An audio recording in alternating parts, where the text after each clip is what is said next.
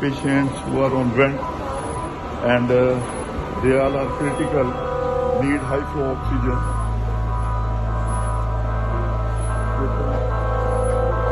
They all are critical.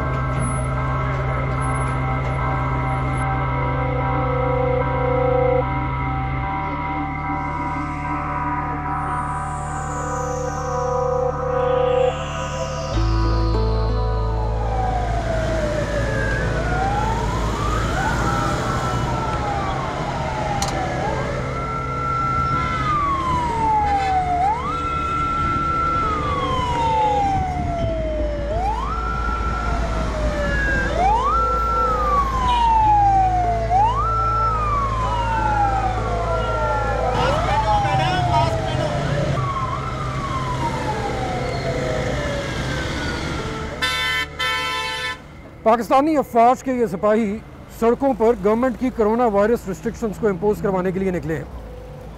ऐसा लगता है कि शायद एक सोल्जर जो गन उठाए हुए है उसको देखकर ये कोशिश की जा रही है कि शायद लोग मास्क भी पहनेंगे और सोशल डिस्टेंसिंग भी मेंटेन करेंगे।